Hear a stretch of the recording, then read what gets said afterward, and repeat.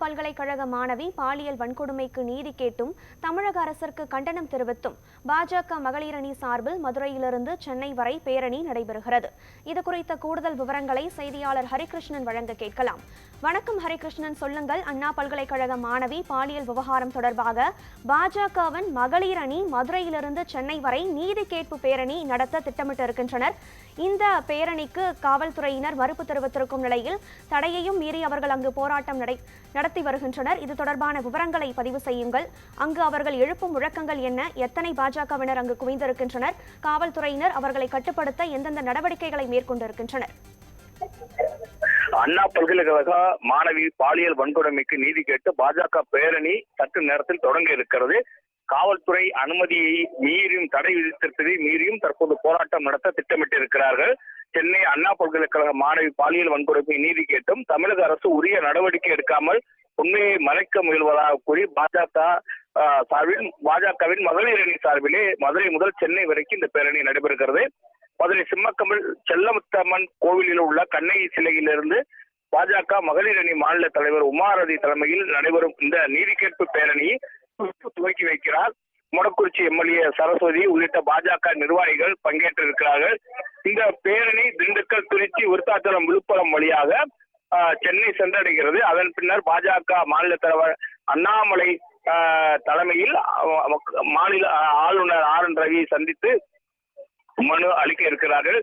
பேரணிக்கு அனுமதி கேட்டு மதுரை மாநகர பாஜக சார்பில் காவல் ஆணையர் மற்றும் திலகர் காவல் நிலையத்தில் மனு அளித்த நிலையில் பாஜக பேரணிக்கு அனுமதி மறுக்கப்பட்டிருக்கிறது. பாஜக திட்டமிட்டபடி தடையை மீறி இந்த பேரணி நடத்தப்படும் என தெரிவிக்கப்பட்டிருக்கிறது. இந்நிலையில் பேரணிக்கு காவல்துறை அனுமதி அளிக்காத நிலையில் 200க்கும் மேற்பட்ட போலீசார் பாதுகாப்புக்காக குவிக்கப்பட்டிருக்கிறார்கள். இவர்களை கைது செய்து வாகனத்தில் அழைத்து செல்வதற்கு காவல்துறை வாகனங்களும் தயார் நிலையில் இருக்கிறது. இவருடைய கோஷங்களை பொறுத்தளவிற்கு தமிழக அரசு அண்ணா பல்கலைக்கழக மாணவி விவகாரத்தில் உரிய விசாரணை நடத்தப்பட வேண்டும் என்கிற கோரி முழக்கங்களை எழுப்பி வருகிறார்கள்.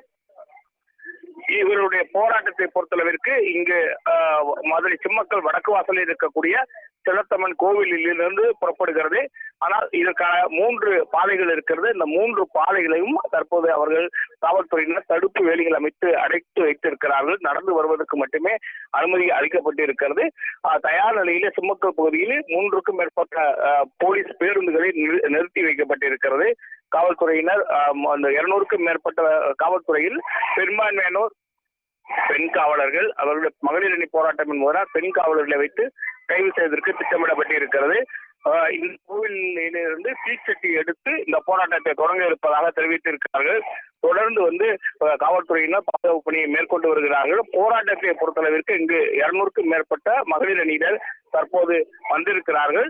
இன்னும் சற்று நேரத்தில் குஷ்பு தொடங்கி வைக்கிறார் இந்த போராட்டத்தை. அதனைத் தொடர்ந்து காவல்துறையினர் அவர்களை கைது செய்வதற்கும் தயார் நிலையில் இருக்கிறார்கள்.